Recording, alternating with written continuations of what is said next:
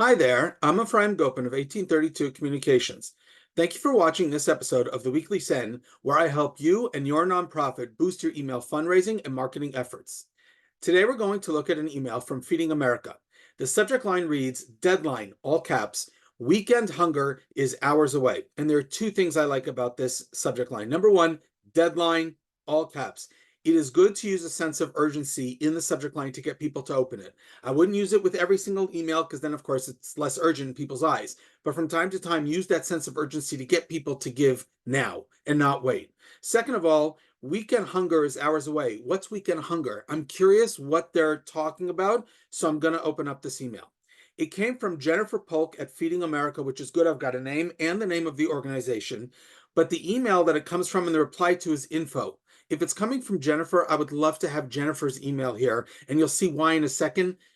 That's important. Here's the email. It's really, really short.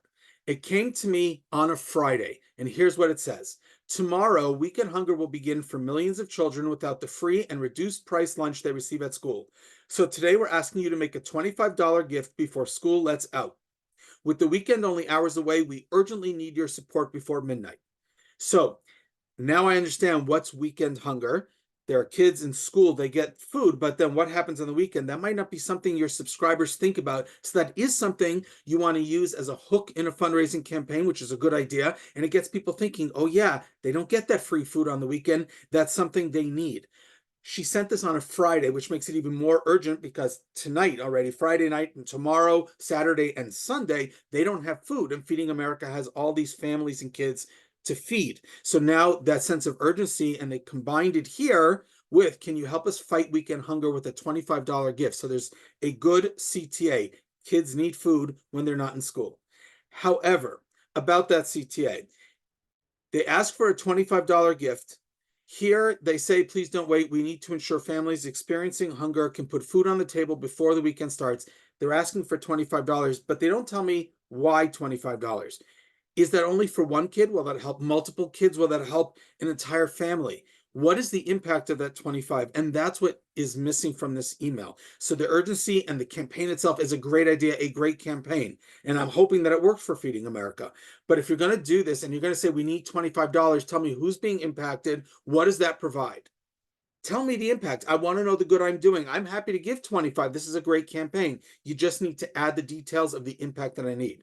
Now, I mentioned a little bit earlier about the email address it came from. It came from info. Feeding America does a great job with their e-signature. Sincerely, it's signed by Jennifer Polk. There's a headshot of her, this e-signature. She's the chief marketing officer. They have her position here. This is a great e-signature. I'd love that the email came from her. If it's a fundraising campaign, have it come from the person who's sending that fundraising campaign. The mobile version, you can see short, simple, to the point, easy for me to skim. The underlined parts, which is the link to go to the landing page, the online donation form, stand out because they're in bold and they are in the branded color of orange for Feeding America. Real easy, simple email. That's the type of fundraising campaign you want to send, especially if it's urgent. There's a deadline. You don't have time to write 17 paragraphs. Keep it short, simple, get people going. Oh, this is urgent. I need to give now, and I will give.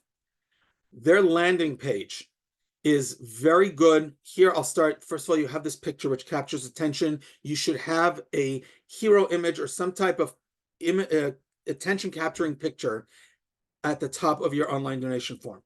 Help feed the weekend. This matches the campaign. The campaign was about feeding kids on the weekend. We've got that right here. The verbiage they used: 1 in 5 kids across the country are experiencing hunger right now. Millions of them rely on the meals they receive at school during the week. But over the weekend, not all families can afford to put food on the table.